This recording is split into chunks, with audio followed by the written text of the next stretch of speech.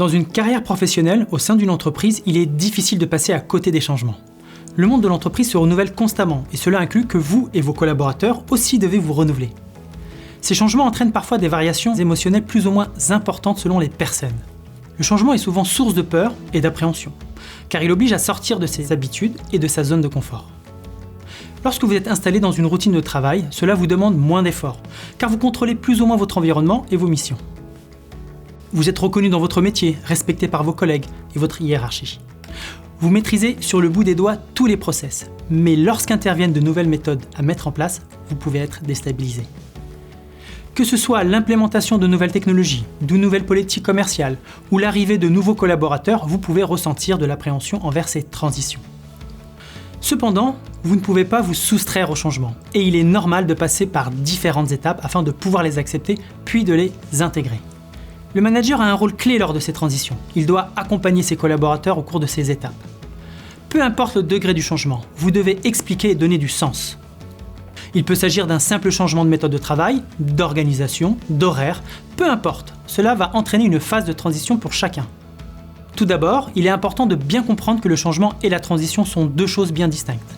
Tout d'abord, le changement est un processus externe au collaborateur. Il va l'obliger à faire face à une nouvelle situation.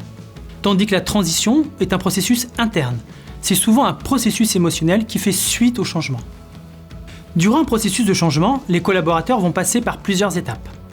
Une courbe émotionnelle va influencer leur comportement et ils vivront chacun la situation différemment.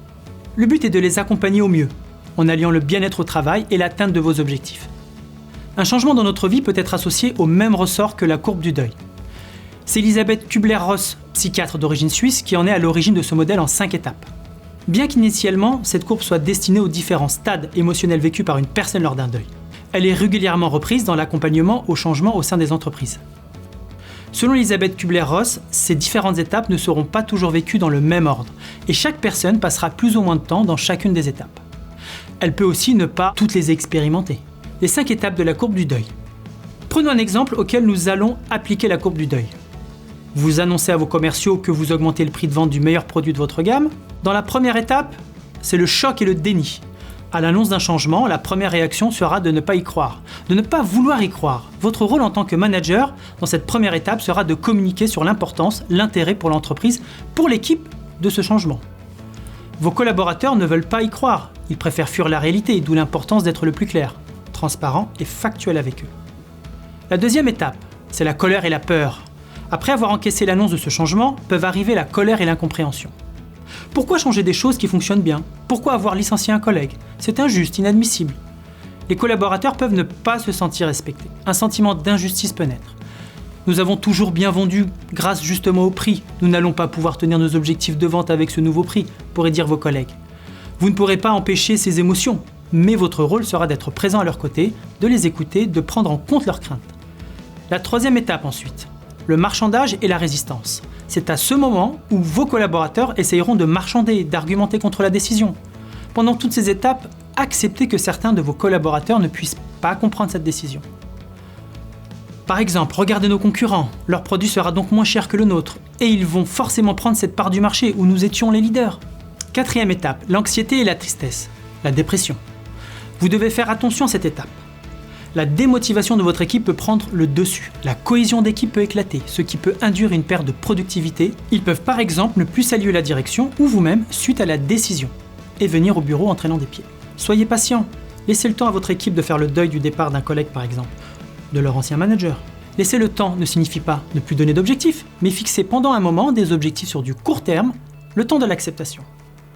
Enfin, la quête de sens, laisser.